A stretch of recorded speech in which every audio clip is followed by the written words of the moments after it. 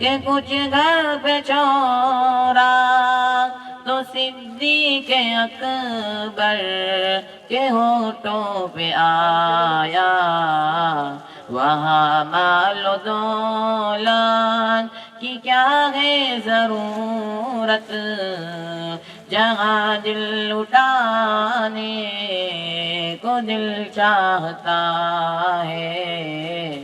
نوع انسانی میں دیکھا نہ رحیم جیسا، نوع انسانی میں دیکھا نہ رحیم جیسا، ظلم سہ کر ظلم سہ کر ظلم سہ کر ظلم سہ کر بھی ستمگر کو دعا دیتے ہیں۔ اشہد ان محمد رسول اللہ۔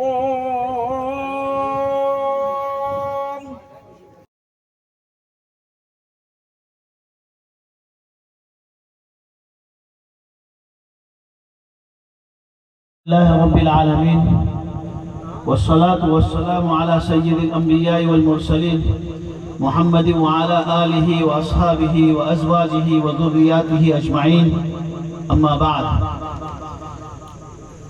معزز سامعین اکرام، آج کا ہمارا یہ اجلاس شفا چیریٹیبل ٹرسٹ دابول کی زیر اہتمام اور آواز گروپ مہاڑ کے اشتراک سے منعقد کیا گیا ہے۔ بسم اللہ الرحمن الرحیم۔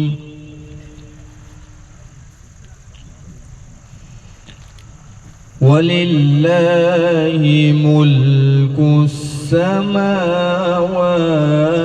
وَالْأَرْضِ واللہ علی کل شیء قدیر۔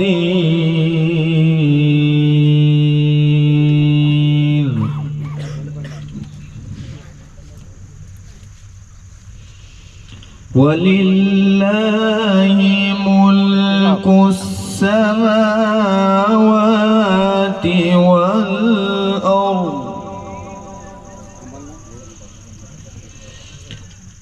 وَلِلَّهِ مُلْكُ السَّمَاوَاتِ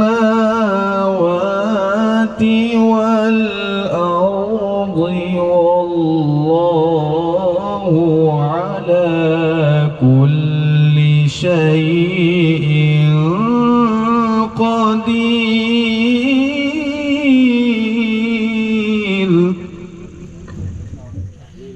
السلام علیکم ورحمۃ اللہ وبرکاتہ۔ حمد کثیر تیری، شکر تمام تیرا، حمد کثیر تیری، شکر تمام تیرا، اے مالک دو عالم، رحمان نام تیرا۔ آپ فخر رسول سرور انبیاء رہبر کاروان وفا آپ ہیں، آپ فخر رسول سرور انبیاء رہبر کاروان وفا آپ ہیں، زیر دیوار کعبہ جو مانگی گئی وہ ہنسی وہ مبارک دعا آپ ہیں۔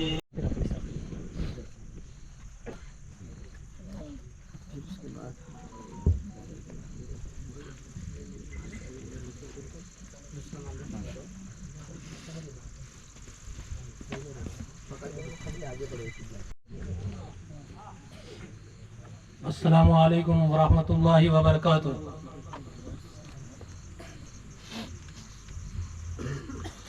آج کے اس تعینیتی تاریخی اجلاس کے صدر محترم، ساتھ ہی ساتھ مہمان خصوصی جو بہت ہی دور سے سفر کی صحبتیں جھیل کر اس اجلاس میں اپنی تشریف آوری سے اس محفل کو جو رونق بخشی، میں اس کے لیے ان کا تہہ دل سے شکر گزار ہوں۔ ساتھ ہی ساتھ اسٹیج پر موجود ہمارے دیگر علماء کرام، اسٹیج کے سامنے موجود ہمارے فارغین اور دیگر علماء کرام، آس پڑوس سے اس دعوت کو لبیک کہہ کر یہاں پر جمع ہوئے معزز سامعین، میں آپ سبھی کا تہہ دل سے شکر گزار ہوں، آپ کا استقبال کرتا ہوں اور آپ کو خوش آمدید کہتا ہوں۔ محترم بزرگوں اور دوستوں، آج کا جو اجلاس شفا چیریٹیبل ٹرسٹ دابھول باشتراک آواز گروپ مہاڑ ان کی جانب سے منعقد ہوا اور اس کی تاریخ میں آپ کا بھی حصہ شامل ہوا۔ ٹرسٹ کا جو نام ہے جہاں تک شفا چیریٹیبل ٹرسٹ دابھول تعلقہ داپولی، یہ بہت ہی تاریخی نام ہے۔ اس کی تاریخ صدیوں سے ملتی ہے۔ اس کا پرانا نام، تاریخی نام میمونہ آباد بھی ہے، اور اس گاؤں کو باب مکہ بھی کہا جاتا ہے، کیونکہ یہاں سے یہ جو گاؤں ہے وہ بحر عرب اور واشیسی ندی کے کنارے پر آباد ہے، جس کی وجہ سے پرانے زمانے میں یہاں سے حج کے لیے قافلے روانہ ہوتے تھے۔ اس کے لیے صدیوں پرانی اس کی تاریخ ہے، اور مختصراً جو ٹرسٹ کا تعلق ہے، جو ٹرسٹ کی بنیاد کا مقصد بنا، وہ ہے شاہی مسجد دابھول۔ اس کی تاریخ تقریباً 400 سال پرانی ہے، اور اس مسجد کو آباد نہیں ہوتے دیکھ کر اس ٹرسٹ کے جو ممبران ہیں انہوں نے اس کو فکروں کو اور مسجد کو آباد کرنے کے لیے اس ٹرسٹ کی جو بنیاد ڈالی، اور الحمدللہ آج اس کو 15 سال مکمل ہو چکے ہیں۔ یہ مختصراً دابھول کی اور ٹرسٹ کی تاریخ ہے۔ میں زیادہ وقت آپ کا نہیں لوں گا۔ جہاں تک تعلق ہے آج کے اجلاس کا، وہ اجلاس کا تعلق یا تو حافظ، عالم یا مفتی، ان کی جو لہر جڑتی ہے وہ ہمارے قرآن مجید سے جڑتی ہے۔ حافظ قرآن، اس کا بھی تعلق قرآن سے، جو عالم دین فارغ ہوئے ان کا بھی تعلق قرآن سے ہے، اور جو مفتیان کرام بھی بنے یا قراء حضرات بھی اس سال فارغ ہوئے تو ان کا بھی تعلق ایک قرآن سے جڑتا ہے۔ تو مسلمانوں کا جہاں تک رجحان اور جہاں تک تعلق ہونا چاہیے وہ ہمارے دین اسلام سے ہونا چاہیے۔ اس تہنیتی اجلاس کا جو آج ہم یہاں پر موجود ہیں، تقریباً तीनों अजला से, कोकन के तीनों अजला, रायगढ़, रत्नागिरी और साथ ही साथ सिंधुदुर्ग से तकरीबन 28 मदारिस से फारिग हुफ़ाज़ उलमा और मुफ्तियान इकराम का आज ये एजाजी इजलास है। हम आम जिंदगी में तकरीबन 4 से 5 साल में अब जो ट्रस्ट ने देखा है, इस काम को अपने बहुत सारे अज़ाइम आए, उसको पूरा किया गया। पिछले साल ट्रस्ट के ज़िम्मेदारान के दिमाग में एक ख्याल आया कि जब हम असली तालीम के लिहाज से कोई इंजीनियर, डॉक्टर्स या और कोई डिग्री दुनियावी हासिल करता है, उसके एजाज़ में बड़े बड़े इजलास का इंतज़ाम किया जाता है, तो क्यों ना हमारे जो मदारिस से फारिग होने वाले उलमा, हुफ़ाज़ और मुफ्तियान इकराम हैं, उनको एक जगह जमा करके इनको एजाज़ किया जाए और उनकी अज़मत हम आम आवाम तक पहुँचाया जा सके। तो उसके ऊपर इंशाअल्लाह ताला आगे तफसील से जो हमारे मेहमानानी खुसूसी है वो रोशनी डालेंगे। मैं तो एक कम इल्म वाला शिफा चैरिटेबल ट्रस्ट का मेंबर हूँ, इससे ज़्यादा कुछ नहीं कह सकता।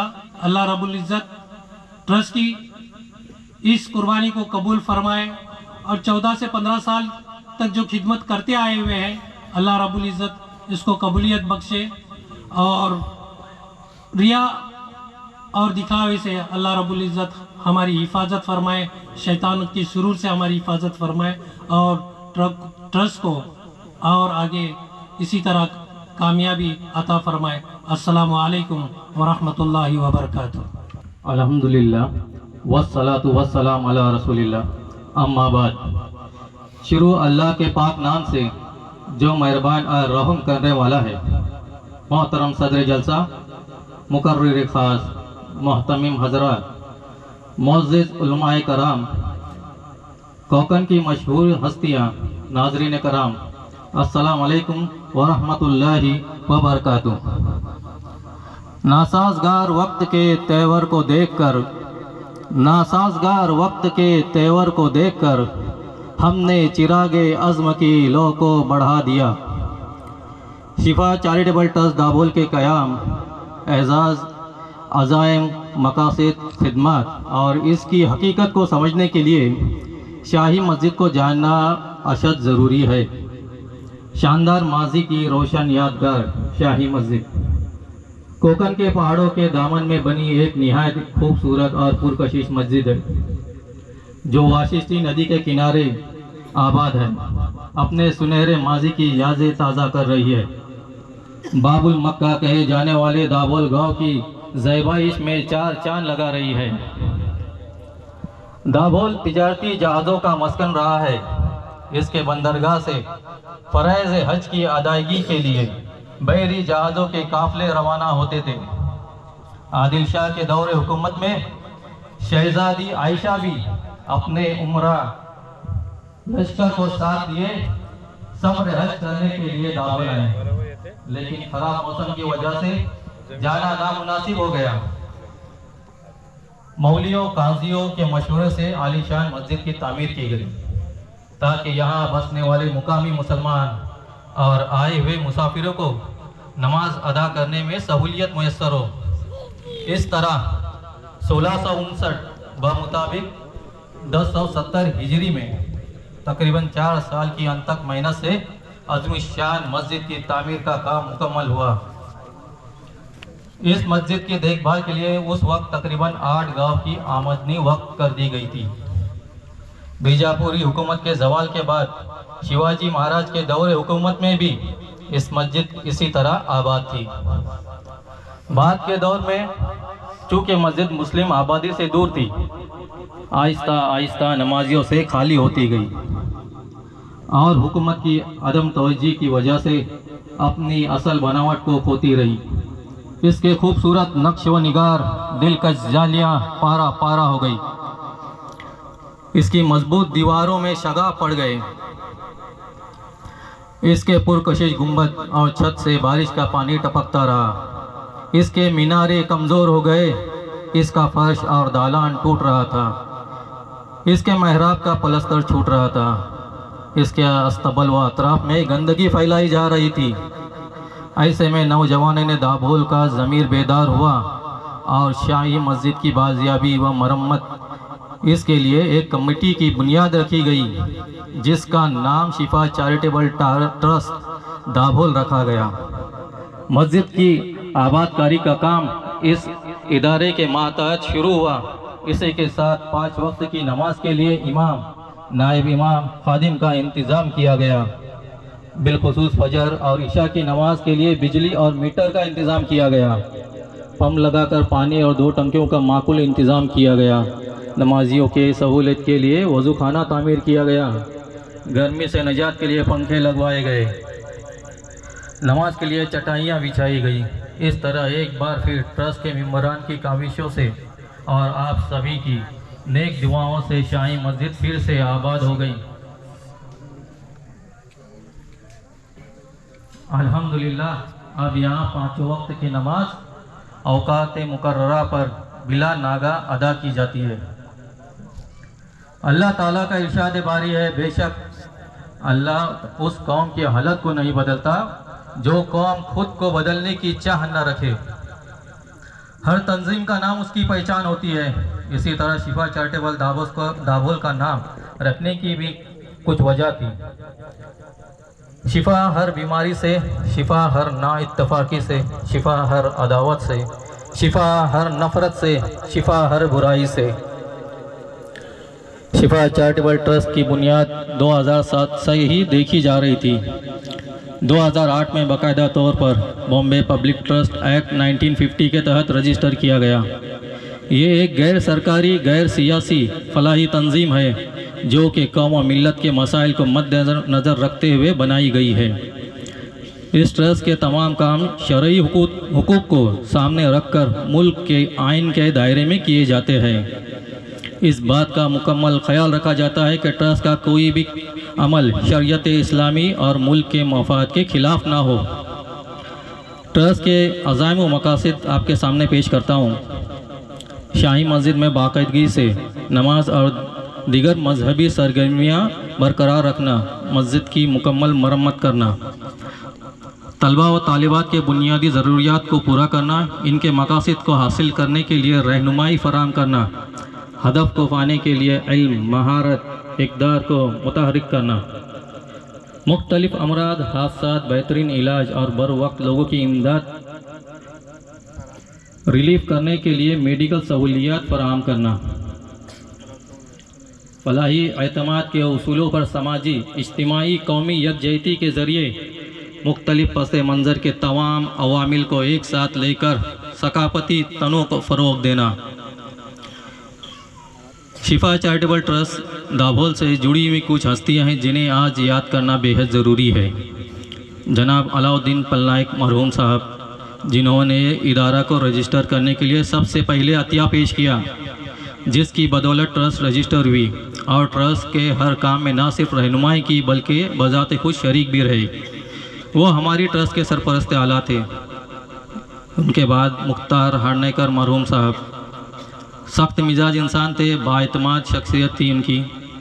یہ بھی ٹرسٹ کے ابتدائی دور سے جڑے رہے، ٹرسٹ کے سرپرست اعلیٰ کی حیثیت سے رہنمائی کرتے رہے۔ گڈکری صاحب مرحوم رتنا گیری کی مشہور و معروف شخصیت، مگر سادگی سے لبریز، انہوں نے ٹرسٹ کا رجسٹریشن کرنے میں کافی مدد کی۔ مولانا عبد الرحیم قاسمی مرحوم کے اوصاف قرآن و سنت کے مطابق تھے۔ مولانا ایک کامیاب معلم و امام کے ساتھ ساتھ شفا چیریٹیبل ٹرسٹ کے سرپرست اعلیٰ تھے اور کئی دینی تنظیموں اور تحریکوں کے روح رواں بھی تھے۔ حضرت کی سادگی اور بے تکلفی ہر ایک پر آیا تھی۔ شہرت اور ریاکاری کے جذبوں سے کوسوں دور تھے۔ اپنی زبان کو ہمیشہ ہر کسی کی دل آزاری سے محفوظ رکھتے تھے۔ ان کے بعد آتے ہیں حسین میاں ملاک مرحوم صاحب۔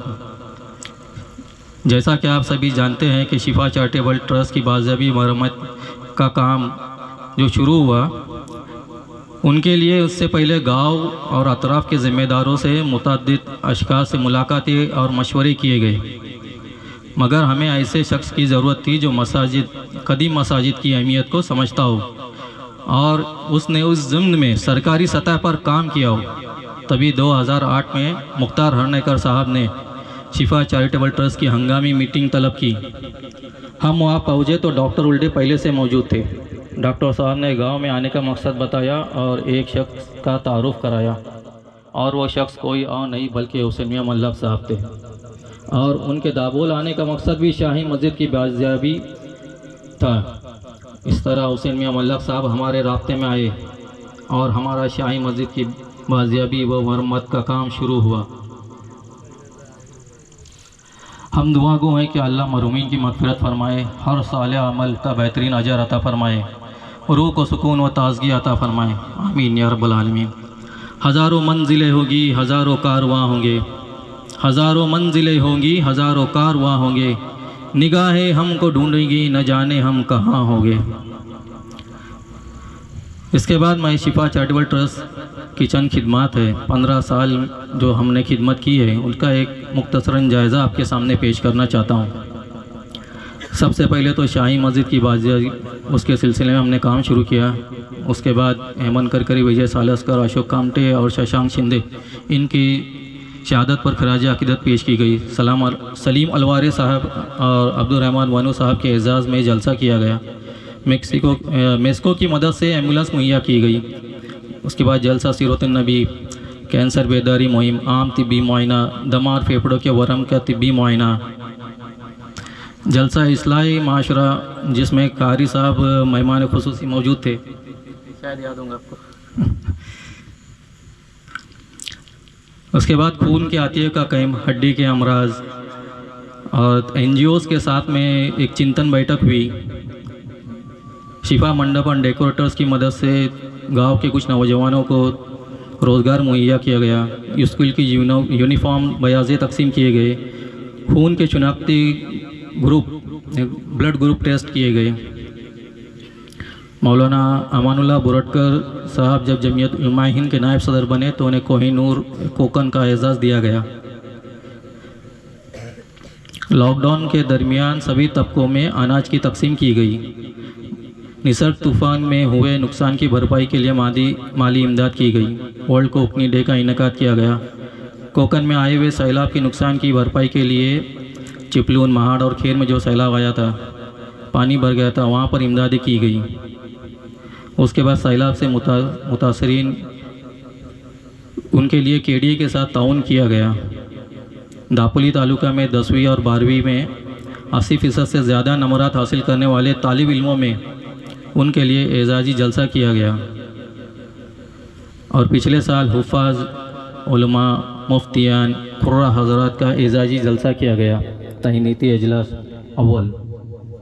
اس کے علاوہ روزانہ شاہی مسجد میں 5 وقت کی نمازوں کا اہتمام، ہر سال شاہی مسجد میں عیدین کی نمازوں کو اہتمام، صاف صفائی اور دیگر سہولیات مسرت، ہر سال شاہی مسجد میں افطاری، ہر سال رمضان میں غربا مساکین میں صدقہ، زکوٰۃ، عید پیکٹ تقسیم کرنا، ہر سال مدرسہ قاسم العلوم سرنگار تلی میں دوائیاں مہیا کرنا، یتیم و ضرورت مند لڑکیوں کی شادی میں تعاون کرنا، غرض کے طبی، تعلیمی، دینی، فلاحی، سماجی، ثقافتی اور صحت مندانہ اقدام میں حسب ضرورت مالی تعاون اور کیمپس لگانا۔ آپ حضرات کو اصل میں یہ بتاتا چلوں کہ شفا چیریٹیبل ٹرسٹ شروع سے ہی اس بات کا دھیان رکھتی آئی ہے کہ جو پیسہ جس مقصد کے تحت جمع کیا گیا ہے، ہم وہ رقم صرف اسی کام میں خرچ کرتے ہیں۔ مثلاً اگر صدقہ زکوٰۃ جمع کرتے ہیں تو ان کے حقداروں پر ہی خرچ کرتے ہیں۔ افطاری کے لیے جو ہم لوگ پیسہ جمع کرتے ہیں وہ صرف شاہی مسجد میں جو افطاری ہوتی ہے وہیں پر خرچ کرتے ہیں۔ اگر کوئی پروگرام کرتے ہیں، اجلاس کرتے ہیں تو اس کے لیے الگ سے پیسہ جمع کیا جاتا ہے۔ ہم صدقے زکوٰۃ کا پیسہ یا ادھر کا پیسہ ادھر اس طرح سے نہیں کرتے، اور ہمارا حساب کتاب اپ ٹو ڈیٹ ہے۔ اور ان سب میں عطیہ دینے والوں کے ساتھ ساتھ ٹرسٹ کے ہم ممبران خود اپنی جیب سے بھی خرچ کرتے ہیں، الحمدللہ۔ الحمدللہ رب العالمین والصلاة والسلام علی سید المرسلین محمد وعلى آلہ واصحابہ اجمعین، اما بعد۔ اس بابرکت مجلس میں آنے والے علماء کرام، حفاظ کرام، مفتیان نظام اور تمام مہمان، السلام علیکم ورحمۃ اللہ وبرکاتہ۔ آج کی اس مجلس میں شفا چیریٹیبل ٹرسٹ کے ساتھ جو دوسرا نام جڑا ہوا ہے وہ آواز گروپ اینڈ ویلفیئر ٹرسٹ مہاڑ، میں بہت ہی مختصر انداز میں اس کا تعارف آپ کے سامنے پیش کرنا چاہتا ہوں۔ آواز گروپ یہ ایک گروپ ہی نہیں بلکہ ایک ایسی تحریک کا نام ہے، ایک ایسی تاسیس ہے اور ایک ایسی فکر کا نام ہے جس کے محرک اور جس کے مؤسس مرحوم ڈاکٹر محمد شفیع پورکر صاحب ہے۔ یہ ایسی شخصیت ہے، شاید کوئی ہم میں سے ایسا ہوگا جو اس نام کو نہیں جانتا ہوگا۔ ایسی شخصیت جس نے اپنی قوم کے لیے اور اپنی کمیونٹی کے لیے، اپنے افراد کے لیے ایسی خدمات انجام دی کہ آج وہ ہمارے درمیان نہ رہنے کے باوجود ہمارے دلوں میں بسے ہوئے ہے اور ان کی خدمات ہمارے سامنے آیا ہے۔ 2001 میں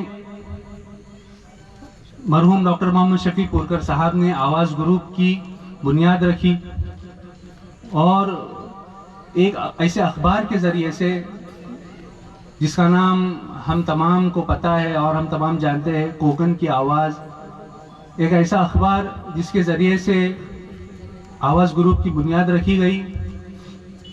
ڈاکٹر صاحب نے جب دیکھا کہ ہمارے معاشرے میں اور ہمارے سماج میں طرح طرح کے مشکلات اور مسائل پیش آ رہے ہیں اور یہ ایک ایسا پلیٹ فارم ہے اور ایک ایسا ذریعہ ہے جس کے ذریعے سے ایک انقلاب لایا جا سکتا ہے، اور مرحوم ڈاکٹر محمد شفیع پورکر صاحب نے وہ کر دکھایا اور ایک لگن کے ساتھ، ایک حوصلے کے ساتھ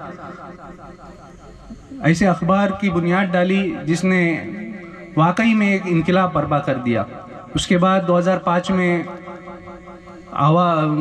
رائے گڑھ سے آواز نامی مراٹھی اخبار کی بنیاد رکھی گئی، اس کو شروع کیا گیا تاکہ جو ہمارے روزمرہ کے مسائل ہیں وہ حکومت کے سامنے اور لوگوں کے سامنے ان کی زبان میں پیش کیا جا سکے، اور بہت سارے خیر کے کام اور سماجی فلاحی رفاہی کام اس گروپ کے ذریعے سے انجام دیے جانے لگے، وہ میڈیکل لائن میں ہو یا کریئر گائیڈنس کے پروگرام کی شکل میں ہو یا اساتذہ کی ٹریننگ کی شکل میں ہو یا ہنگامی امداد کے طور پر ہو۔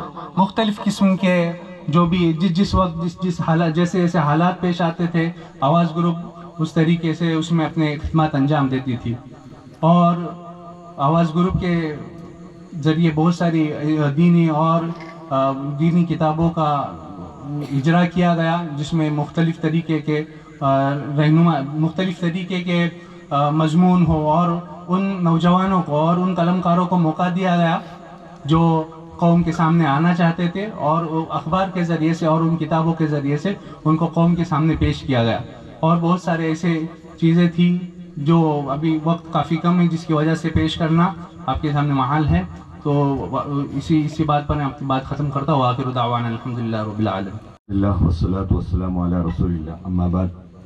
اسٹیج پر تشریف فرما تمام ہمارے علماء کرام اور اس مجمع میں تشریف فرما تمام علماء، حفاظ، ائمہ اور دیگر مہمانان نظام، السلام علیکم ورحمۃ اللہ وبرکاتہ۔ محترم حضرات، اس وقت ہم یقیناً مہمان خصوصی کی بات سننے کے لیے بیتاب ہیں۔ میں چونکہ ابھی حکم دیا گیا ہے اس لیے ایک بات ذکر کرنا چاہوں گا کہ جس وقت سے ہم گزر رہے ہیں اس میں ہمیں کام کرنے کی بہت ضرورت ہے، اور کام کی قدر کرنے والے بھی موجود ہیں۔ جیسا کہ دنیاوی اعتبار سے کہا جاتا ہے کہ آج کا دور اسکل کا ہے، مطلب مہارت کا ہے۔ اس اعتبار سے اگر علماء اور حفاظ اپنی مہارت کے ساتھ فیلڈ میں اتریں تو ان کی پذیرائی بھی ہوگی اور انشاءاللہ تعالی مالی امداد بھی ہوگی۔ بس میں یہی کہوں گا کہ اپنے شناخت کو باقی رکھتے ہوئے اپنے علم کے ساتھ ہر فیلڈ میں اپنی خدمت کو انجام دینے کے لیے راہ تلاش کریں اور آگے بڑھنے کی کوشش کریں. وآخر دعوانا الحمدللہ رب العالمین. صدر محترم، مہمان خصوصی اور مختلف مدارس سے فارغ ہونے والے طلباء اور علماء کرام، السلام علیکم ورحمۃ اللہ وبرکاتہ. بڑوں کے سامنے لب کشائی کرنا خود ایک جرت ہے، لیکن ایک احساس جو یہاں اس پروگرام میں آ کر خاص طور سے ہو رہا ہے اس کو صرف رکھنا چاہتا ہوں. آج صبح بھی ہمارے یہاں رتناگری تعلقے میں ایک چھوٹی سی بستی ہے سیتوڑا، اس سے ایک تہنیتی پروگرام تھا. وہاں پر بھی یہ بات سامنے آئی، اور آج کے اس پروگرام کی شفا چیریٹیبل ٹرسٹ کی طرف سے بھی جو دابھول کی تاریخ سامنے آئی کہ یہاں سے حج کے لیے لوگ جایا کرتے تھے، اور اسی طرح وہاں کے بارے میں یہ چیز سامنے آئی کہ قرآن کریم کے بہت سارے ناسخ لکھنے والے اس بستی کے موجود تھے، جس میں سے ایک نسخہ سن ہجری 1161 کا ان کے پاس ابھی بھی موجود ہے، یعنی تقریباً 200 سال پرانا نسخہ ان کے پاس موجود ہے. چند مہینے پہلے ہمارے دوست مفتی اشفاق صاحب نے بھی ایک پروگرام کیا تھا رتناگری کی ایک بستی ابراہیم پٹن کے نام سے، تو کئی علماء کرام کے مخطوطے انہوں نے وہاں پر پیش کیے تھے، اور بستی والوں نے اس کو بہت اچھے طریقے سے محفوظ اور پریزرو کر کے رکھا ہے. تو اس طرح کی اگر ہم دیکھیں تو احساس اس بات کا ہے کہ کوکن کے اس پٹے میں کسی زمانے میں بڑے علوم کا اور علماء کا گویا کہ یہاں پر بسیرا تھا، اور یہاں پر لکھنے پڑھنے اور پڑھنے پڑھانے کا ایک عام رواج تھا. اب یہ محسوس ہو رہا ہے کہ دوبارہ شاید یہ تاریخ دہرائی جا رہی ہے کہ جہاں پر تراویح پڑھانے کے لیے ایک حافظ میسر نہیں ہوا کرتا تھا، آج ماشاءاللہ علماء کرام کی ایک اتنی بڑی جماعت ایک ہی مجلس میں، ایک ہی نشست میں یہاں پر سامنے موجود ہے. آج کے اس مجلس میں آئے ہوئے ہمارے مہمانان، علماء کرام، حفاظ کرام، مفتیان اعظام اور تمام حاضران جلسہ، السلام علیکم ورحمۃ اللہ وبرکاتہ. اپنی گفتگو کرنے سے پہلے میں اپنے رب کا شکریہ ادا کرتا ہوں. مجھے بدلنا ہے میری قوم کا مزاج، مجھے بدلنا ہے میری قوم کا مزاج، بن تراشے ہرے مجھے اچھے نہیں لگتے. یہ شعر ہمارے سر کے لیے ہے. یہاں پر کھڑے ہونے کا مقصد جناب سید نذیر الحسن سر کا تعارف ہے، جو ماضی قریب میں انجمن خیر الاسلام اردو ہائی اسکول دابول میں تقریباً 5 سالوں سے ہیڈ ماسٹر کی خدمت کو بخوبی نبھا رہے تھے. یہی وہ سر ہے جنہوں نے اسکول کی مرمت و رنگ و روغن کے لیے تگودو کی. سر نے اسکول کے ایکس اسٹوڈنٹ سے رابطہ کیا اور ایک کمیٹی بنا کر 16 لاکھ روپے جیسی خطی رقم جمع کر کے اسکول کا ریپیرنگ کا ادھورا کام پائے تکمیل تک پہنچایا، اور گاؤں کے اطراف کے سبھی بستی کا دل جیت لیا. سر کا سبھی لوگوں سے ملنا جلنا اپنے آپ میں ایک مثال تھا. ان کا اچانک سے ٹرانسفر ہونا اسکول اور گاؤں والوں کے لیے کسی صدمے سے کم نہیں. سر کا ہمیشہ بچوں کی دینی و دنیاوی تعلیم کی فکر میں مصروف رہنا ہم کبھی بھول نہیں پائیں گے. ہمارے اسکول اور گاؤں میں سر کی قربانیوں کو ہمیشہ یاد رکھا جائے گا. اس کے لیے آواز ایجوکیشن ٹرسٹ کا تعاون رہا. جب سے اس ٹرسٹ کی بنیاد رکھی گئی، الحمدللہ اسی دن سے بندے کا ان کے ساتھ رابطہ رہا، تعلق رہا. ابتدائی جو جلسے ہوئے تھے اس میں اس ٹرسٹ کے ذمہ دار حضرات نے بندے کو یاد کیا، اور تمام جلسے ہمیں یاد ہیں. جن بزرگ شخصیتوں کا نام لیا گیا ان سب کے ساتھ بندے کا رہنا ہوا، بیٹھنا ہوا. جو آج اس دنیا میں موجود نہیں، اللہ ان کو گھر کی رحمت فرمائے، اور جو حیات ہیں اللہ ان کے عمروں میں برکت دے اور ان کے کاموں کو قبول کرے.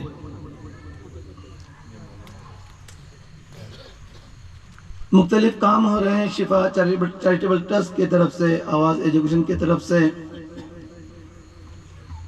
لیکن ان میں سے ایک اہم کام ایک وہ ہے فارغ ہونے والے علماء کا اعزاز. ان حضرات کا اعزاز کیا جا رہا ہے جن کی نسبت قرآن کی طرف ہے. جب یہ حضرات اہل قرآن کا اعزاز کر رہے ہیں، ہمیں اللہ کے اعزاز سے بڑی امید ہے. اللہ ضرور جنت میں ان کا اعزاز کرے گا، اللہ انہیں محروم نہیں کرے گا. تو یہ دوسرا اعزازی پروگرام ہے. اس میں پورے کوکن سے فارغ ہونے والے طلباء جنہوں نے حفظ کی تکمیل کی، جنہوں نے عالمیت سے فراغت حاصل کی، جنہوں نے سند افتاح کو حاصل کیا ہے، ان کو یہاں جمع کرنے کی کوشش کی گئی ہے. اور ان کے لیے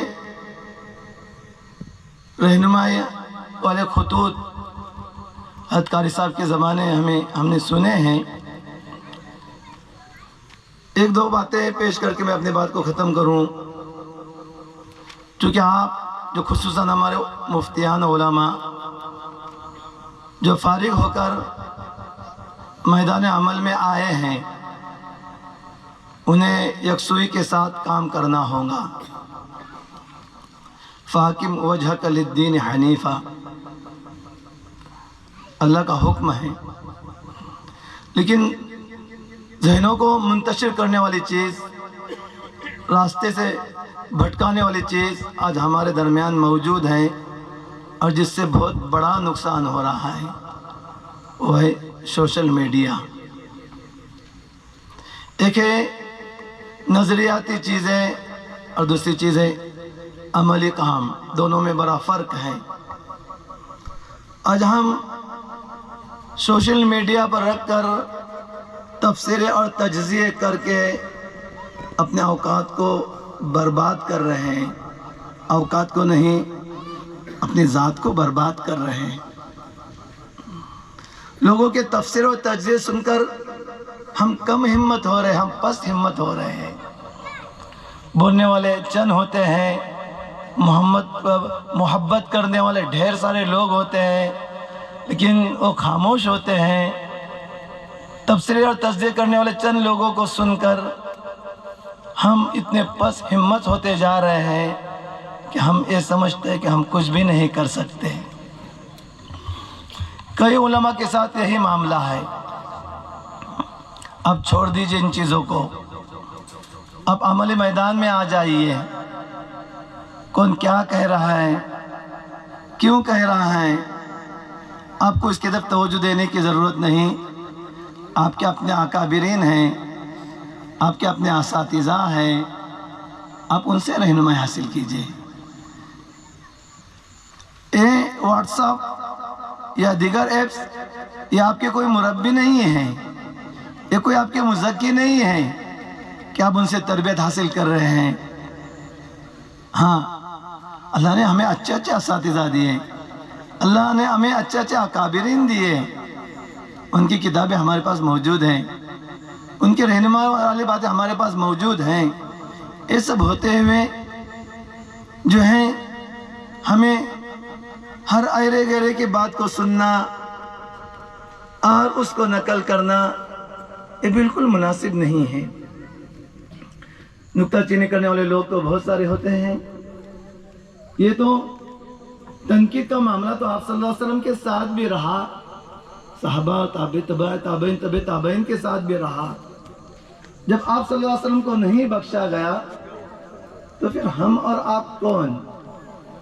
آخری وقت ہے نبی پاک صلی اللہ علیہ وسلم کا، آخری زمانے کی بات ہے.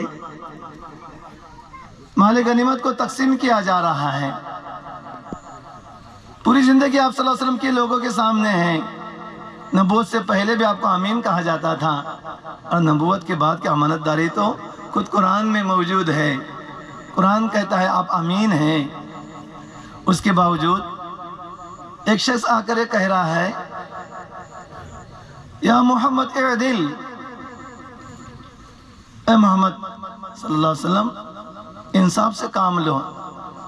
دربردہ یہ کہنا چاہ رہا تھا وہ شخص کہ گویا کہ آپ انصاف نہیں کر رہے ہو. اتنا ہی نہیں، ایک موٹی چادر نبی پاک صلی اللہ علیہ وسلم کے گلے میں تھی. کھینچتا ہے, اتنی زور سے کھینچتا ہے کہ چادر کا ایک کنارہ آپ صلی اللہ علیہ وسلم کے گلے میں رہ جاتا ہے اور بقیہ چادر اس کے ہاتھ میں آ جاتی ہے. اللہ اکبر, کوئی معمولی بات نہیں. اتنا بڑا معاملہ تھا کہ حضرت عمر رضی اللہ تعالیٰ عنہ, بعض روایت سے پتہ چلتا حضرت خالد رضی اللہ تعالیٰ عنہ کہہ رہے کہ اجازت دیجئے کہ ان کی ہم گردن اڑا دیں. اتنا بڑا معاملہ تھا, لیکن اس کے باوجود آپ صلی اللہ علیہ وسلم مسکرا رہے ہیں اور کہہ رہے ہیں ان کو بھی کچھ دے دو. آپ صلی اللہ علیہ وسلم اجازت نہیں دے رہے ان کی گردن اڑانے کی. کس وقت میں یہ معاملہ آپ صلی اللہ علیہ وسلم کے ساتھ پیش آ رہا ہے. لیکن آج معاملہ ہمارا یہ ہے, کوئی اگر ایک جملہ بھی ہمیں کہہ دے, ہم دینی کام چھوڑنے کے لیے بالکل تیار ہو جاتے ہیں. فاقم وجہ کے لیے دین حنیفہ, اس کے اگر جو آگے جو کہا گیا فطرت اللہ التی فطر الناس علیہا, آپ اس دین فطرت کو سمجھ لیجئے جس پر اللہ نے انسان کو پیدا کیا ہے. سب سے بڑی بات یہ ہے کہ انسان اللہ کے نظام کو سمجھ لیں. خصوصاً اگر ہمارے فارغین اللہ کے نظام کو اگر سمجھ لیتے ہیں نا, تو انشاءاللہ ان کے لیے دین کا کام کرنا بڑا آسان ہوتا ہے. سب سے بڑی مشکل بات ہمارے لیے یہی ہے کہ ہم اللہ کے نظام کو سمجھ نہیں رہے ہیں, اللہ کی فطرت کو سمجھ نہیں پا رہے ہیں. بہت سارے فارغین جب امامت کرنے کا ارادہ کرتے ہیں تو یہ سمجھتے ہیں کہ سب کے سب مقتدی ہم سے خوش ہوں گے. یہ فطرت کے خلاف ہے, ایسا نہیں ہو سکتا. جب لوگ آپ صلی اللہ علیہ وسلم سے خوش نہیں رہے, جب لوگ صحابہ سے خوش نہیں رہے, تو ہم کیا امید کر سکتے کہ سب کے سب لوگ ہم سے خوش ہوں گے. اگر یہ امید لے کر جاتے ہیں تو ایک غلط نظرے کے ساتھ جا رہے ہیں. اب ایک مقتدی بھی ہمارا مخالف ہو جائے تو نتیجہ کیا ہوگا, ہم امامت چھوڑ دیں گے. اس لیے کہ ہم یہ سمجھ کر گئے تھے کہ سب کے سب مقتدی ہمارے موافقت میں رہیں گے. ایسا نہیں ہو سکتا. آپ مدرس بننے جا رہے ہیں,